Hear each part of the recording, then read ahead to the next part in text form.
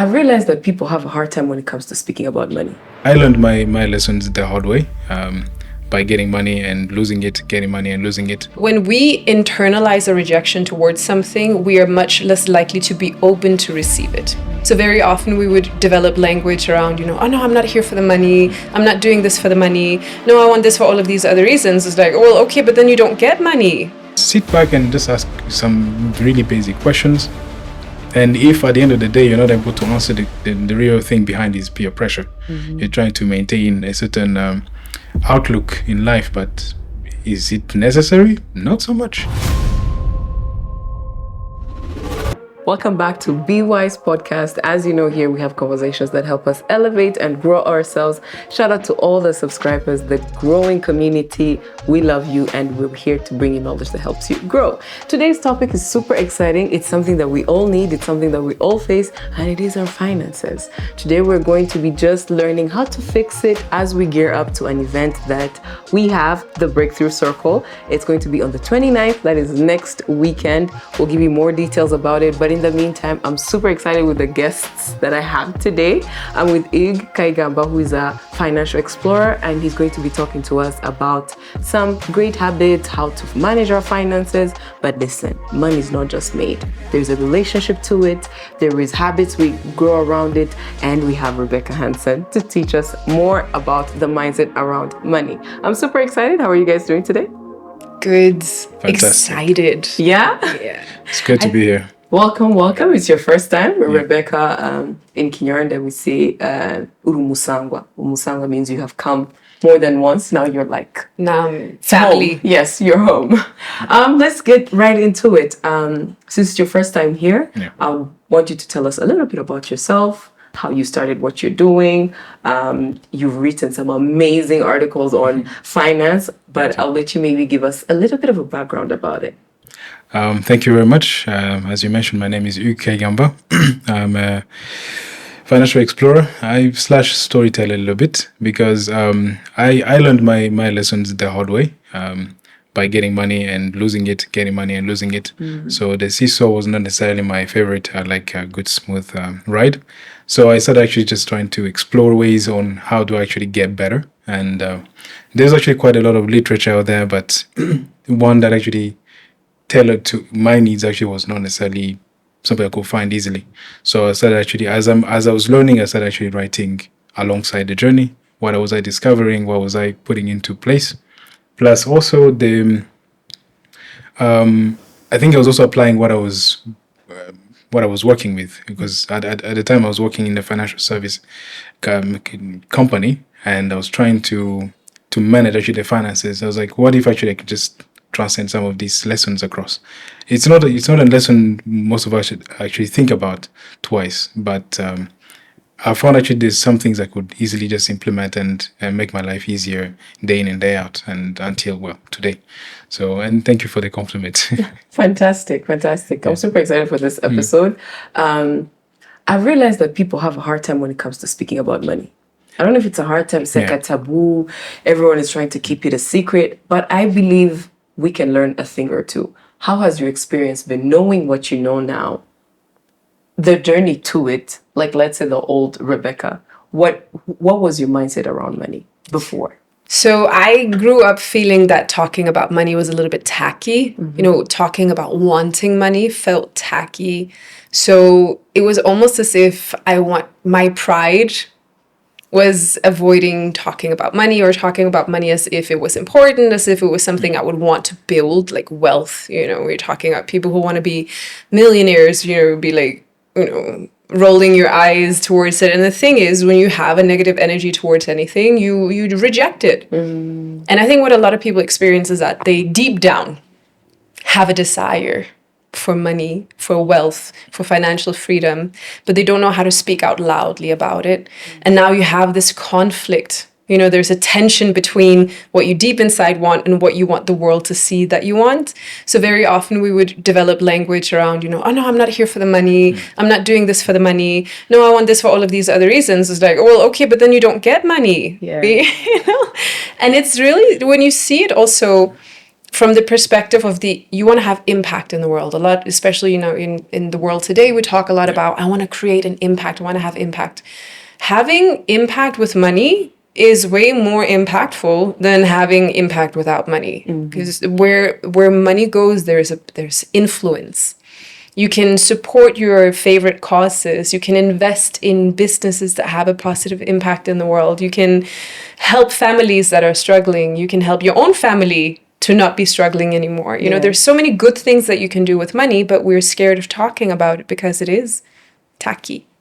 I like that you've touched on that, because there's a conversation I was having with an acquaintance like a few months ago, and it was like, you do know your mindset goes along with the way you're making money. When things are blocked and all, it's something within you. They're like, no, those are theories, Belyse. That doesn't make sense. I want you to touch on how your mindset and your thoughts and your relationship with yourself affects your way of getting money and managing it. And then maybe you can touch on the practical habits in the management part of it. So when we internalize a rejection towards something, we are much less likely to be open to receive it. So what very often happens with people, and this is especially with women, is that we're kind of conditioned to serve without expecting anything in return. And it's even sometimes we are stigmatized, or it's considered a really negative thing. It's like, yeah, I'll do that, but only if you do this, right? Women are expected to just pour all the time without expecting anything in return. And when that is a mindset that we have, when that is a conditioning that we have, it becomes really hard to get into the marketplace and say, I want this salary, I want this much money for my services, I want to sell my products at this price, because there's an internalized expectation of ourselves that we shouldn't ask for too much. It's caused by fear. It is, among other things, is when it's a programming, when this is the expectation I have of myself, this is the expectation I think other people have of me, this is the conditioning that I have. Acting against it feels counterintuitive. So it's not even necessarily a fear. It's like it can translate into fear. Like, I'm terrified of charging, right? It's so scary. But it can also be like it just feels unnatural. Yeah. Because we've been conditioned not to do it. So when you go into the workplace and you feel you're going to go have a conversation with your boss about getting a raise, but you feel like you shouldn't be asking for one.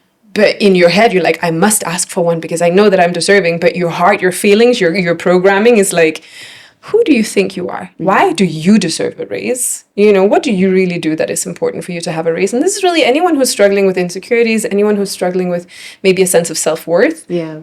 You show up into the meeting with your boss, the boss can tell. You're not gonna run that conversation at all. You're gonna be like, can I please have some more money? My mom is sick and I feel like I really deserve some more money, versus this is the value that I bring to the table. Yes. This is what I've done for the company, and this is how I believe that I should be fairly compensated for it.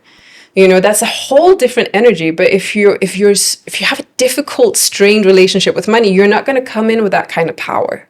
And naturally, you're resisting it. You're resisting it energetically. And that energy can be read. And as we spoke about before, the strongest energy always wins. Yes. And the strongest energy is the one you feel, not the one you think.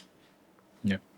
In your experience, saying you mentioned that you have learned a lot on your journey, making money, losing it. I think the losing part is, what did you learn from that? It's one of the things that gets people so discouraged and people want to immediately give up. But I think it's part of the journey. You have to lose to now know how to manage things. What have you learned in your journey so far? If you allow, actually, I'll sort of piggyback on what Rebecca just mentioned. Actually, I think generally there's an avoidant kind of approach to money that is actually taught through in our society in general. However, I will not generalize it as such, because there are people actually I've actually met who are very quite eager to actually have that conversation, and whenever actually they've been discussing it with their kids, it's an open conversation. How do you get actually money? And they actually push their kids to find ways and as little as possible. But there are very few. I've met very few out of probably 10. I'll say only one, or at times even 0.5 if there's a half person. But now coming to an experience, I think it's something I joked about before. the very first time I bought a car, it was possibly the most horrible decision I've actually made in terms of money decisions.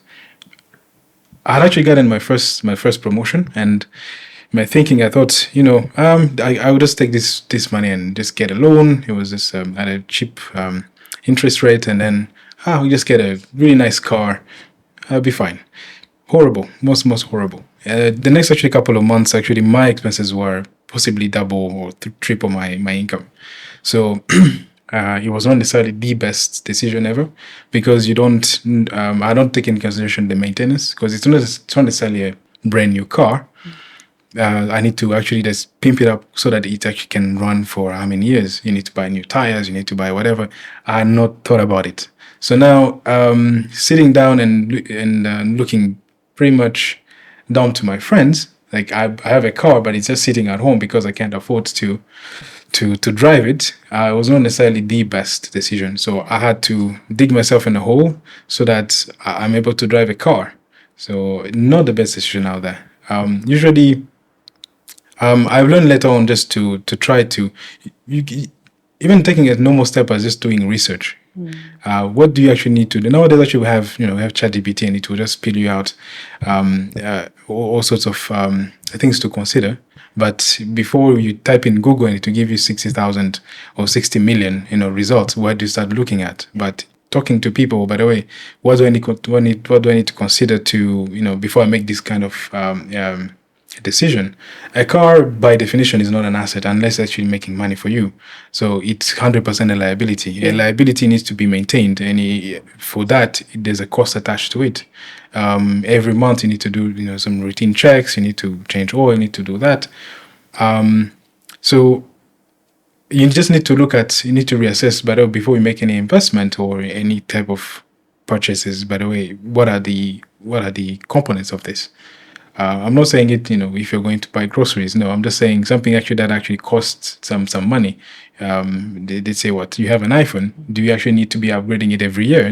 Can you actually afford to upgrade every year? Yeah. Not necessarily. It can run for 4 or 5 years. So just sit back and just ask some really basic questions. And if at the end of the day you're not able to answer any questions correctly, that means that the real thing behind is peer pressure. Mm-hmm. You're trying to maintain a certain outlook in life, but is it necessary? Not so much.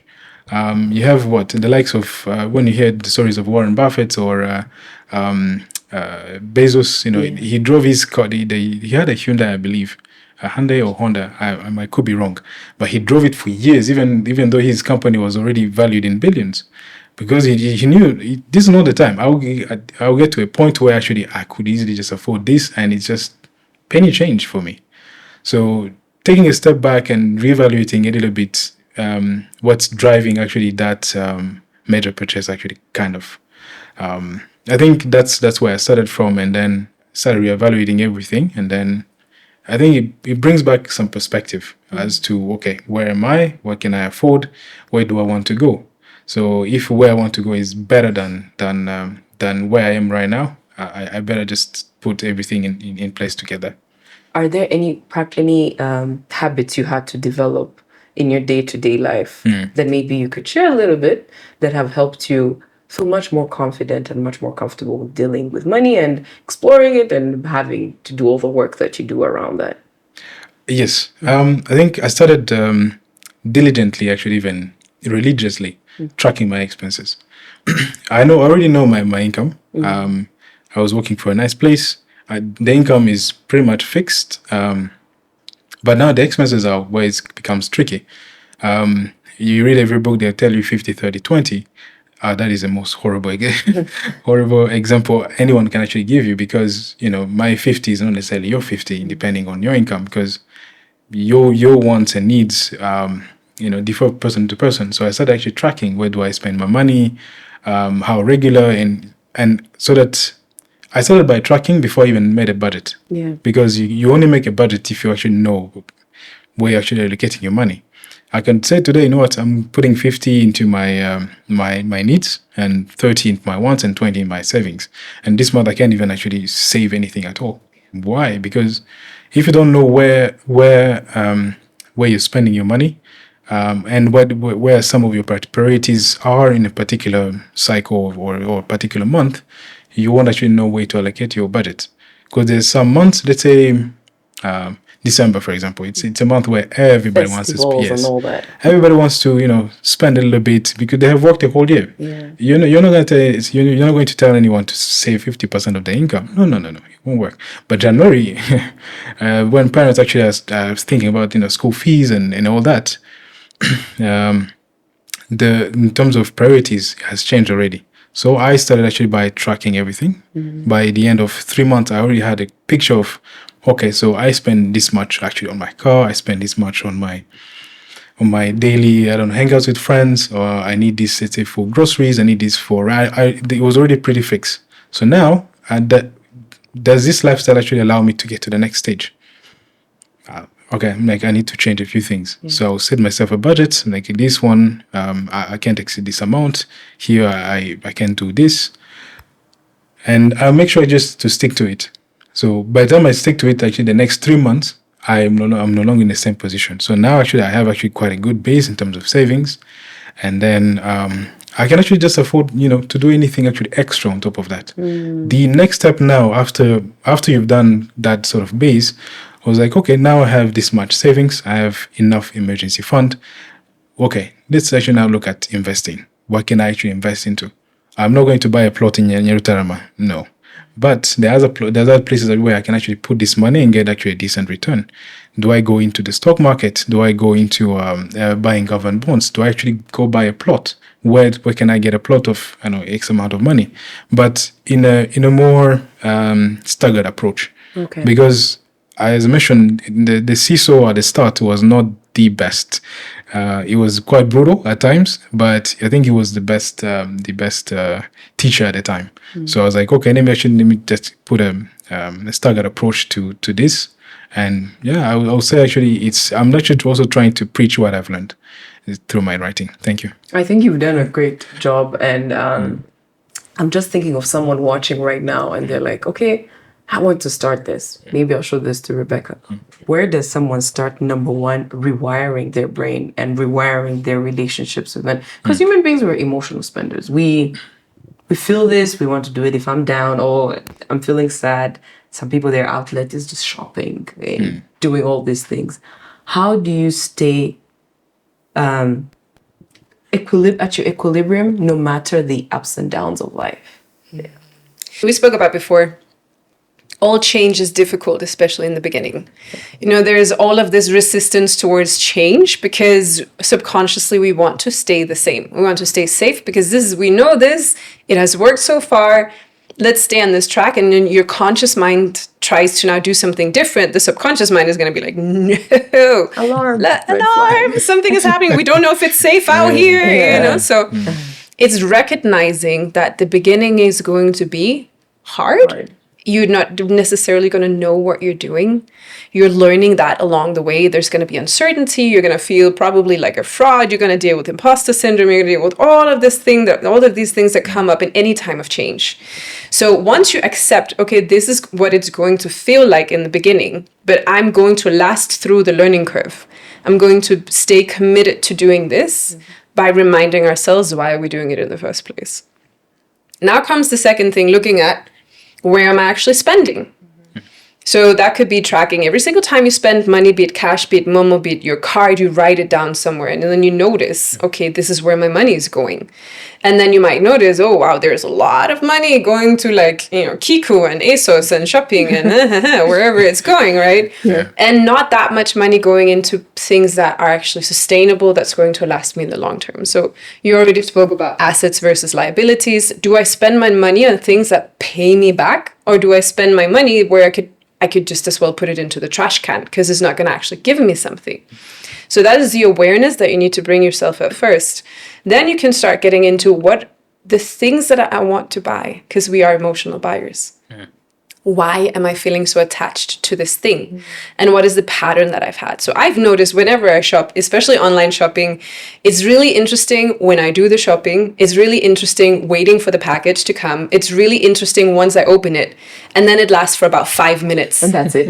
And then it's not just that super feeling. interesting, and then, the dopamine level, where did they go? Okay, Yeah. let's go back to the It's online into shopping. And if you notice that this is really not a sustainable place to put your money, it's not actually giving you the joy that you expect it to. It's not actually bringing you to the places that you want to. You can start questioning, maybe the money that I want to spend so bad on shopping right now, maybe I should put it into a savings account instead. Or like MoCash or whatever it's called these days. You can actually put mobile money into a savings account.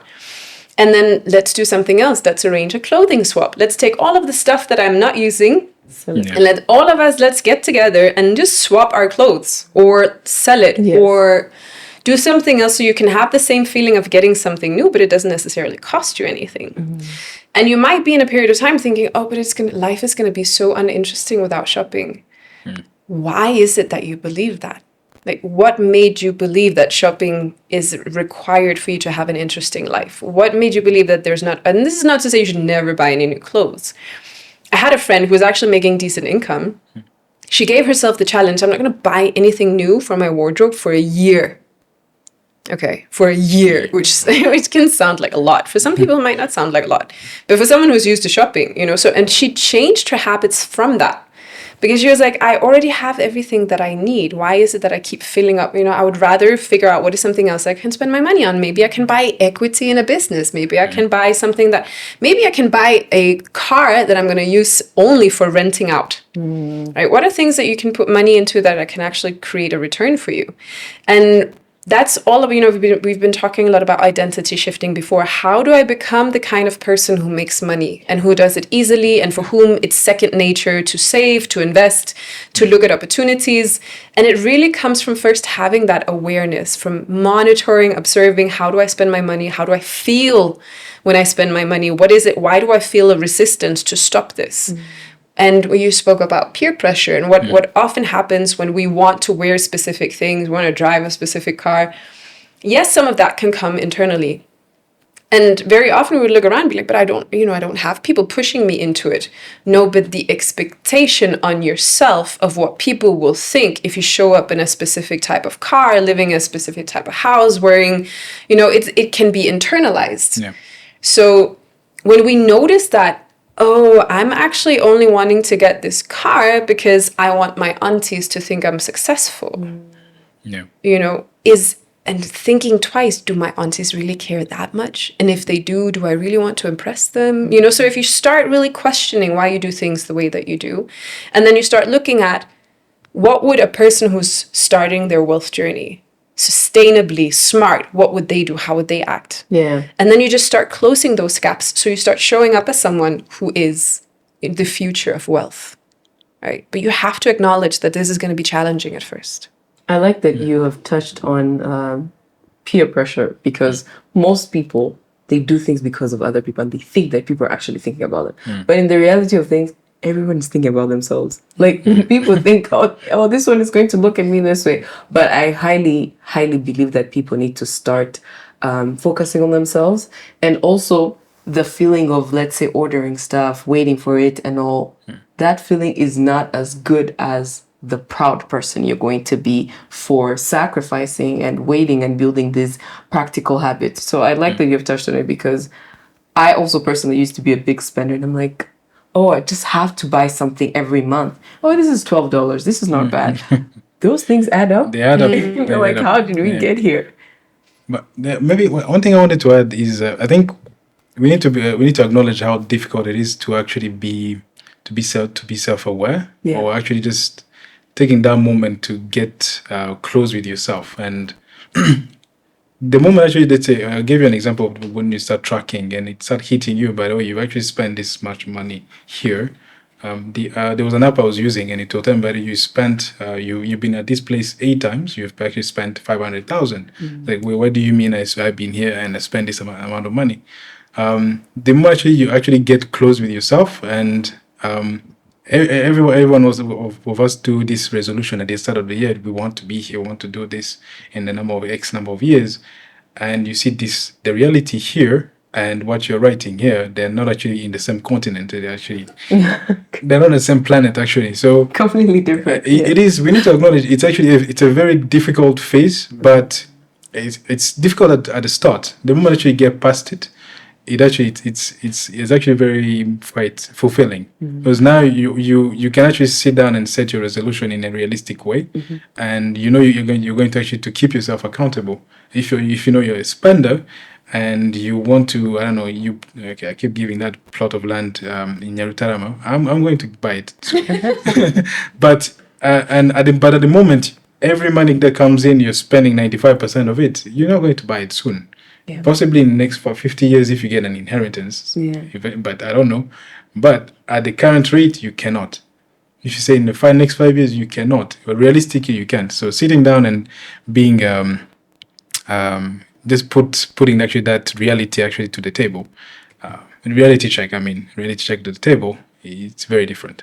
Yeah. And touching on that as well, we need to recognize that whatever plot is $5,000 today is not going to be $5,000 in 10 years, right? So the sooner that you're able to make decisions like these, especially when it comes to the stock market, real estate, or other places where other investments that tend to really increase in value over a short period of time, you want to get there as fast as possible, right? Imagine if you had bought Bitcoin at $10 or something like, or even 100 or 1,000, you would have accumulated so much wealth through that. So the sooner, I love the expression, the best time to start investing was 20 years ago. Second best is today. Now. Yeah. Don't wait until but when I'm a grown up, I've been saying when I become an adult, I'm going to live life very differently. And now at the age of 37, I'm still not an adult, right? So it's like we just keep pushing things into the future and be like, oh, when I have this in place, when I have that in place, when I have that in place. Yeah. And that comes back also to the mindset. Are you going to start taking yourself seriously today? Or do you continuously wait for everything to be perfect before you want to start your journey? Because in any area of life, if you wait for everything to be perfect, you will never start. Ever. But where does someone start in terms of, in your experience and the research you have done, someone is trying to start maybe investing or keeping their money somewhere or just not having the cash, let's say, on their phone or anywhere close. Where can they start to put that money that can help them have that discipline not to even think about it, not to see it? Because there's so many options out there. In your experience, maybe what advice could you give some people? It's a very broad question because a student thinking where to start is different from a young professional who's already 30 or 35 or 40. 40 already actually have quite some experience. So the question is quite nuanced. But luckily, actually, I was having this same conversation this Friday with, she's actually a student. She's like, but I've seen what you've been writing. I'm thinking of starting. Where do I start from? And my advice was, do you have, the question was like, I want to invest. What do I do? It's like, great. Do you have money to invest? No. All right, let's actually start putting together the money to save. So to invest. So my advice was, there's two ways. You can actually put it in a savings account, locked somewhere. You get a decent, today's rate, you can get between 6 to 9%, depending on which institution you work with. Or you actually take it the next step. You can actually invest into money market funds. We have at the moment, we have two money market funds companies. We have RNIT, Rwanda National Investment Trust, and BK Capital that offers actually money market funds. You actually get to invest on daily basis or monthly basis, depending on your preference. You put in the money, you forget about it. They will give you roughly 10 to 11% return. And whenever you want to take out the money, it's you can get it. Now, the beauty of it is this.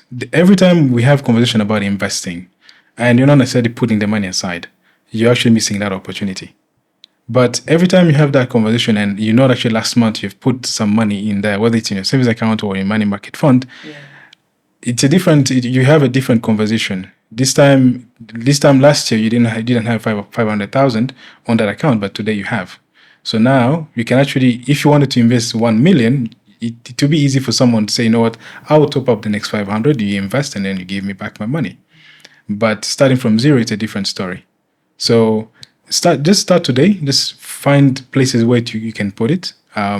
For a young student, that would be the best approach. But for you're now a professional, if you have had time actually now to put the money on the side, now you have options. You could actually put it in money market funds. You can actually buy stocks. You can buy bonds. You can actually buy even plots. But now all of those are different types of assets, but they carry their own they have their own uniqueness and risks are attached to it.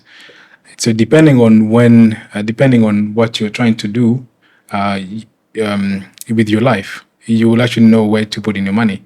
So if you don't need the money right, let's say you are 25, you don't need the money in the next 5-10 years. Plots are a good idea. They're not necessarily liquid in the sense that if you want to sell it, you find a seller tomorrow. No, but they will appreciate with time. In the next 5 years, 10 years, guaranteed, you actually get quite enough return on it. But as let's say if you're 65, I will not tell you put your money in a plot. Not necessarily, because as you hit now your retirement, you actually now need those cash inflows. Actually, but why don't you actually start building houses that actually would give you rental incomes, so that by every month whether you get your pension or not, you actually have this income coming in on a monthly basis. So I think there's what you take into consideration is where are you in your life cycle, and then what are you trying to do exactly? Are you trying to get constant flow of money, or you're trying to piggyback over appreciation of the asset over time? Then the list of assets actually are there. The market here is booming, and then you can't lack anything. I like that you've given those tips, because I was actually having a conversation with one of my cousins, and she told me what she's doing with her friends. I feel like we're in an era and time right now where people are becoming more collaborative, more people are looking for connection more than ever before. Statistics have shown. But I would want us to have the conversation that, can we bring that to finances too? So this cousin of mine, she has a group of 5 co-workers. Okay. All of them, they studied, I don't know if they call it crowdfunding or something, where you, as a group, you put money together. And little amount, but they've done it for 6 months. And each of them, when they look at their account, they're like, wow, this is amazing. So I would appreciate if people, even in friendships or just like people, they have these conversations around money, because when people put their efforts together, I think they can move forward. And this is coming from a junior level.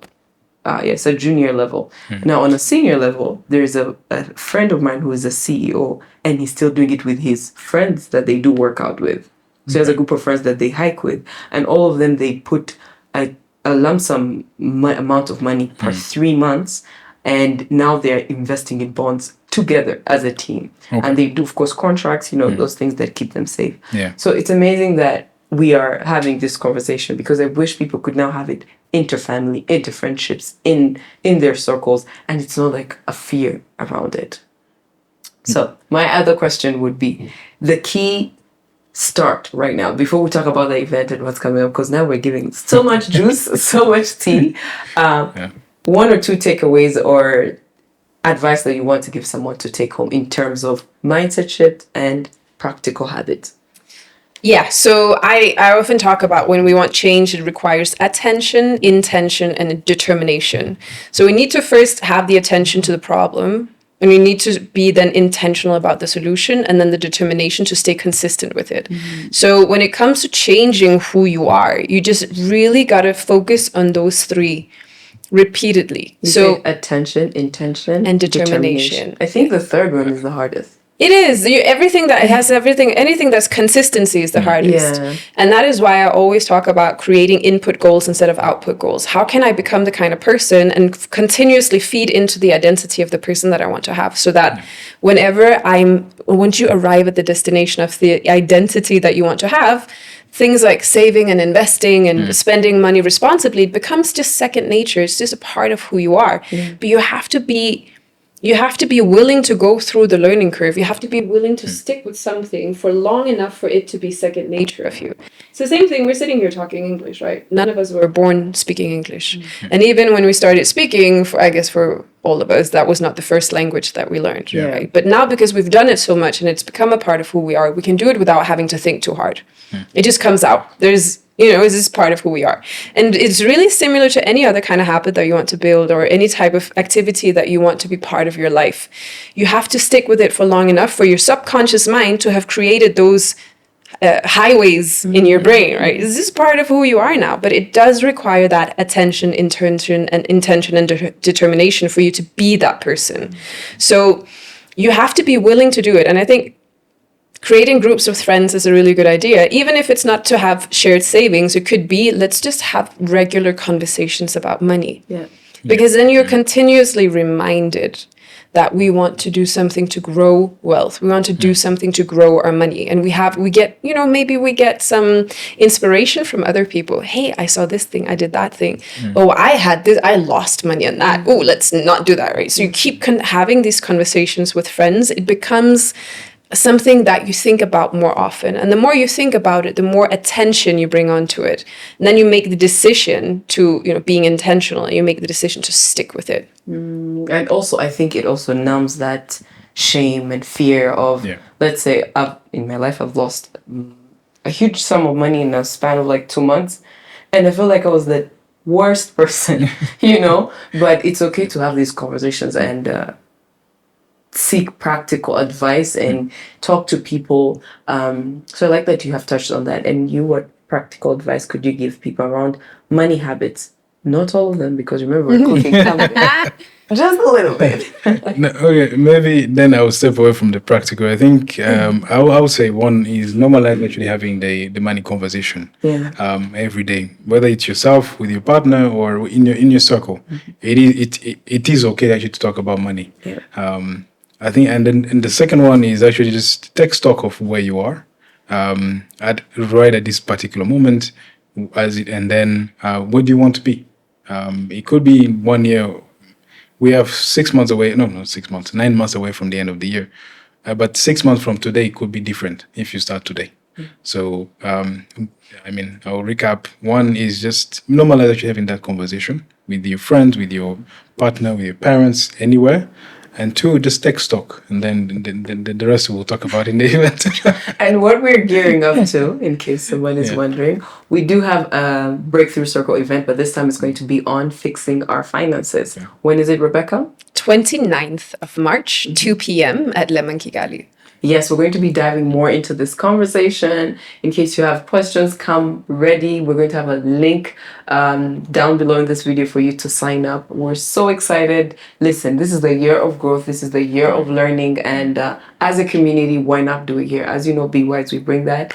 And I want to take this time to thank you guys for being here. And of course, we're going to have another episode related to this, because I always say money is broad. Finances is a broad conversation. But it's good that we're kicking this off. And thank you guys. I truly appreciate you guys. And shout out to all the subscribers. Once again, hit that subscribe button. And we will catch you at the Breakthrough Circle event on the 29th at 2 p.m. at Lemon. Take care. Bye. Bye.